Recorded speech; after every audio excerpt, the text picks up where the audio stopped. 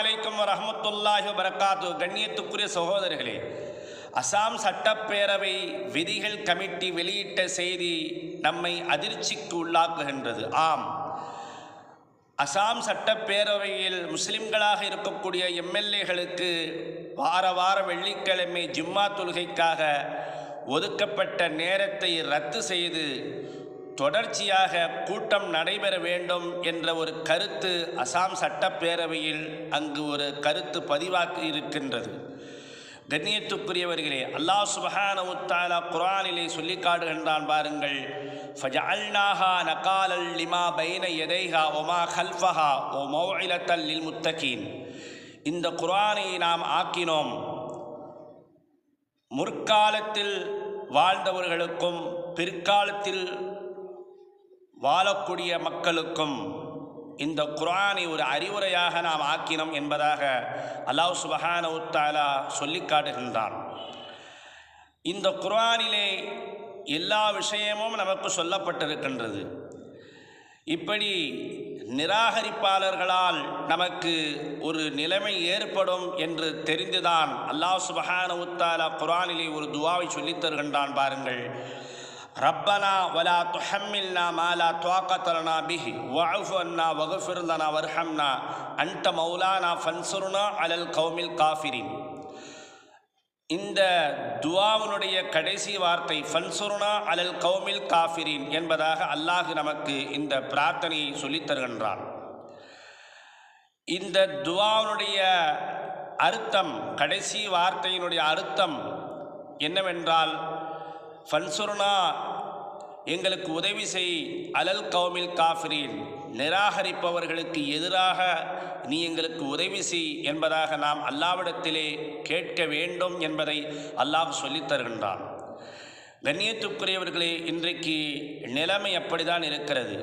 நிராகரிப்பாளர்களால் நம்முடைய இஸ்லாம் சட்டத்துக்கு களங்கம் ஏற்படுகின்றது.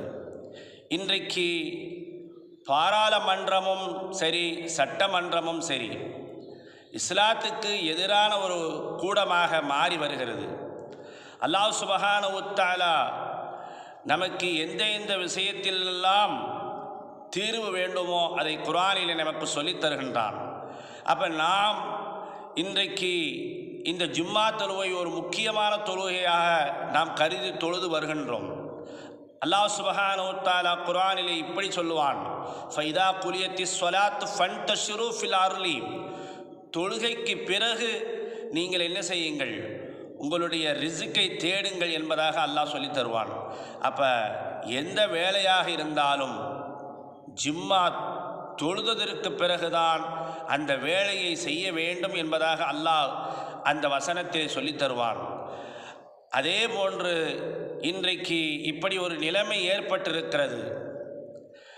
எம்எல்ஏவாக இருக்கக்கூடிய அந்த முஸ்லிம்களுக்கு இப்படி ஒரு நிலைமை ஏற்பட்டிருக்கிறது என்பதாக சொன்னால், அல்லாஹ் சுப்ஹானஹு வ தஆலா இந்த துஆவை நமக்கு கேட்க சொல்லி குர்ஆனிலே சொல்லித் தருகின்றான். ஃபன்சுர்னா அலல் கௌமில் காஃபிரின், நிராகரிப்பவர்களுக்கு எதிராக எங்களுக்கு நீ உதவி செய்ய அல்லாஹ் என்பதாக. கண்ணியத்துக்குரியவர்களே, எல்லா முஸ்லிம்களுக்கும் ஜும்மா தொழுகை கிடைக்க வேண்டும். நபிகள் நாயகம் ஸல்லல்லாஹு அலைஹி வஸல்லம் அவர்கள் வேண்டுமென்றே 3 ஜும்மாவை யார் விடுகிறார்களோ அவர்களுடைய உள்ளத்திலே அல்லாஹ் முத்திரை குத்தி விடுகிறான் என்பதாக சொன்னார்கள். அவர் மிகப்பெரிய பாவியாக ஆகிவிடுகிறார் என்பதாக நபிகள் நாயகம் ஸல்லல்லாஹு அலைஹி வஸல்லம் அவர்கள் சொல்லியிருக்கின்றார்கள். ஆக ஜும்மாவை பயன்படுத்தி கொள்ள வேண்டும். எல்லா முஸ்லிம்களுக்கும் ஜும்மா கிடைக்க வேண்டும். இந்த ஜும்மாவை கிடைக்க விடாமல் நிராகரிப்பாளர்கள் ஒரு தடையாக இருக்கிறார்கள். ஃபன்சுர்னா அலல் கௌமில் காஃபிரின் என்ற பிரார்த்தனையை நாம் அடிக்கடி கேட்டுக்கொண்டே இருப்போம். அல்லாஹ் சுப்ஹானஹு வ தஆலா நிராகரிப்பவர்களுக்கு எதிராக நமக்கு உதவி செய்வானாக. வாஹிர் தாவானா அல்ஹம்துலில்லாஹி ரப்பில் ஆலமீன். அஸ்ஸலாமு அலைக்கும் வரஹ்மத்துல்லாஹி வபரகாத்துஹு.